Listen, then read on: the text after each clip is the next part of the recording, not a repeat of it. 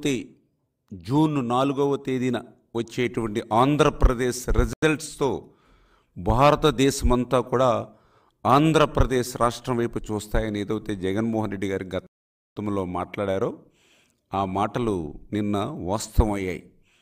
కాకపోతే ఆయన ఆశించినట్లుగా ఫలితాలు లేకుండా ఆయనకి పూర్తి వ్యతిరేకంగా నిన్న ఫలితాలు వచ్చినటువంటి పరిస్థితుల్లో ఏదైతే ఆ యొక్క ఫలితాల నుండి పాఠాలు నేర్చుకోకుండా ఏదైతే ఆ యొక్క 5 సంవత్సరాల పాలన వైఫల్యాలు గుర్తించకుండా ఆ ప్రజలపై ఎవరైతే నిన్న ప్రజాస్వామ్యబద్ధంగా ఎవరైతే ఓట్లేశారో ఆ ప్రజల మీదే నిందలు మోపేటువంటి విధంగా నిన్న ముఖ్యమంత్రి గారు స్థాయిలో మాట్లాడడం చాలా చాలా దుర్మార్గమైన విషయం అని చెప్పి సందర్భంగా భావిస్తూ ఉన్నా. ఏదైతే నిన్న 4వ తేదీన ఆంధ్రప్రదేశ్ రాష్ట్ర ప్రజలు ఇచ్చినటువంటి తీర్పు ఏదైతే ఉందో 5 కోట్ల ఆంధ్రుల సమిష్టి విజయం అది. ఏదైతే ఈ యొక్క 5 సంవత్సరాల జగన్మోహన్ రెడ్డి పాలన మీద జనం తిరగబడి ఒక ప్రపంచంలా జగన్పై విరుచుకుపడి ఈ నిరంకుశత్వ నియంతృత్వ రాజ్యాన్ని కోకట వేళ్లతో పెక్కలించి కుప్ప కూల్చినటువంటి చారిత్రాత్మకమైనటువంటి విజయం నిన్నటి విజయం. అటువంటి విజయం పట్ల మరి ఏదైతే జగన్మోహన్ రెడ్డి మరి గుర్తించుకోవాల్సింది ప్రజాస్వామ్యంలో పాలకులు అనేవాళ్ళు యజమానులు కాదు, పాలకులు అనేవాళ్ళు సేవకుల మాదిరిగా ఉండాలనేటువంటి విషయాన్ని వాస్తవాన్ని మరిచిపోయి ఏదైతే ఒక హిట్లరు ఒక ముస్సోలిని ఒక ముషారఫ్ మించినటువంటి నిరంకుశత్వ నియంతృత్వ పాలనని ఏదైతే ఆంధ్రప్రదేశ్ రాష్ట్రంలో అందించాడో దానితో ఏదైతే పెద్ద ఎత్తున ప్రజాగ్రహం మరి ఏదైతే ఆంధ్రప్రదేశ్ రాష్ట్రంలో వెల్లువెత్తితే ఆ యొక్క ప్రజల తీర్పుని కూడా అపహాస్యం చేసేటువంటి విధంగా జగన్మోహన్ రెడ్డి మాట్లాడడం అనేది చాలా చాలా దుర్మార్గమైన విషయం అని చెప్పి మరొక్కసారి సందర్భంగా తెలియజేసుకుంటూ మరి ఏదైతే 5 సంవత్సరాల జగన్మోహన్ రెడ్డి పాలనను ఏదైతే ఆయన అరాచకత్వాన్ని గుర్తించినటువంటి ప్రజలు విజ్ఞతతో వాళ్ళు ఓట్లేస్తే మరి ఆ విజ్ఞతనే ఈవేళ ప్రశ్నించేటువంటి విధంగా ఆ ప్రజల విజ్ఞతపైనే నిందలు వేసేటువంటి విధంగా జగన్మోహన్ రెడ్డి ముఖ్యమంత్రి స్థాయిలో ఉండి మాట్లాడుతూ ఉన్నాడనంటే నీతి లేని రాజకీయ నాయకుడు ఎవరైనా ఈ దేశంలో ఉన్నారనంటే అది జగన్మోహన్ రెడ్డి అని నిన్న ఆయన మాట్లాడినటువంటి మాటలను బట్టే మనందరికీ కూడా అర్థమవుతున్నటువంటి పరిస్థితి.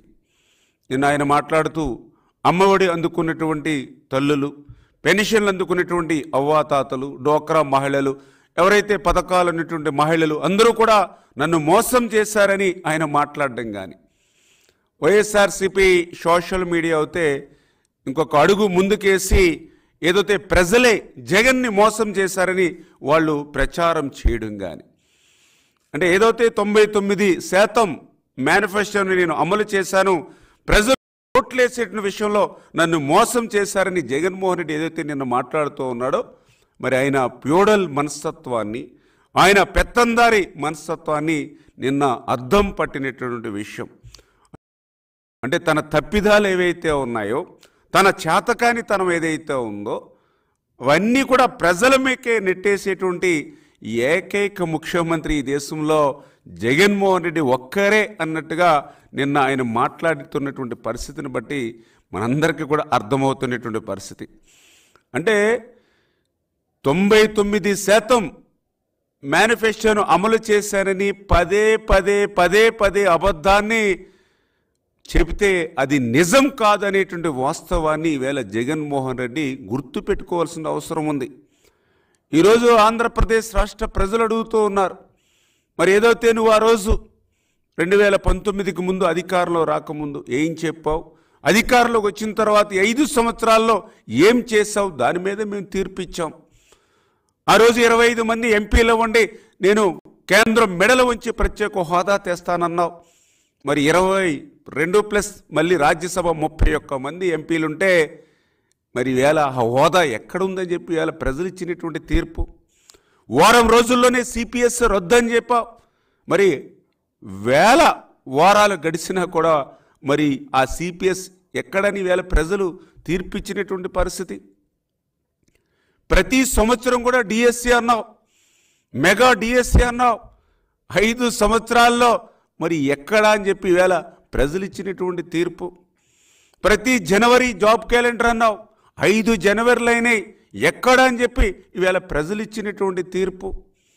ఆ రోజు సాక్షాత్తు అసెంబ్లీలో పోలవరం 2020 జూన్ కన్నావు, మళ్ళీ 2021 ఆగస్టు కని చెప్పావు, మళ్ళీ 2022 డిసెంబర్కి పూర్తి చేస్తానని చెప్పావు. మరి పోలవరాన్ని ఎట్లా ముంచేశావు? ఈవేళ ప్రజలు ఇచ్చినటువంటి తీర్పు.